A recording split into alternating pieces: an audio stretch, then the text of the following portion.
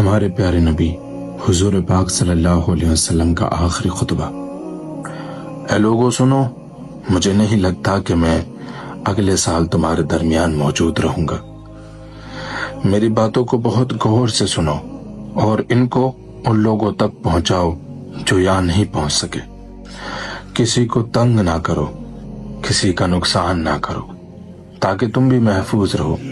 یاد رکھو تمہیں اللہ سے ملنا ہے اور اللہ تعالیٰ تم سے تمہارے اعمال کے بارے میں سوال کرے گا۔ اللہ نے سود کو ختم کر دیا ہے، اس لیے آج سے سارا سود ختم کر دو۔ تم عورتوں پر حق رکھتے ہو اور وہ بھی تم پر حق رکھتی ہیں۔ جب وہ اپنے حقوق پورا کر رہی ہیں تو تم بھی ان کی ساری ذمہ داریاں پوری کرو۔ عورتوں کے بارے میں نرمی کا رویہ اختیار کرو، کیونکہ وہ تمہاری شریک حیات اور بے لوش خدمت گزار ہیں۔ ابھی زنا کے قریب مت جانا۔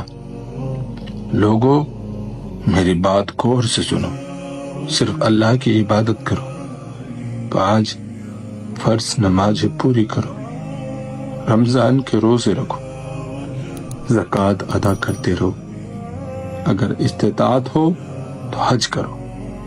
ہر مسلمان دوسرے مسلمان کا بھائی ہے۔ تم سب اللہ کی نظر میں برابر ہو، برتری صرف تقوی کی وجہ سے ہے۔ یاد رکھو تم سب کو ایک دن اللہ کے سامنے اپنے اعمال کا جواب دہی کے لیے حاضر ہونا ہے۔ خبردار رہو، میرے بعد گمراہ نہ ہو جانا۔ میں تمہارے لیے 2 چیزیں چھوڑ کر جا رہا ہوں، قرآن اور میری سنت۔ اگر تم نے ان کی پیروی یعنی ان پر عمل کیا تو کبھی گمراہ نہیں ہوگے۔ یاد رکھنا میرے بعد کوئی نبی نہیں آنے والا اور نہ ہی کوئی دین لایا جائے گا۔ میری باتیں اچھی طرح سمجھ لو۔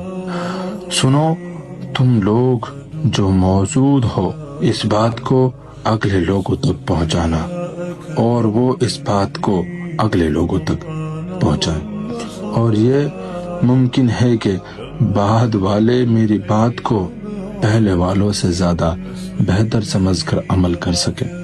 پھر آپ نے آسمان کی طرف اپنا مبارک چہرہ اٹھایا اور کہا، اے اللہ گواہ رہنا، میں نے تیرا پیغام تیرے بندوں تک پہنچا دی۔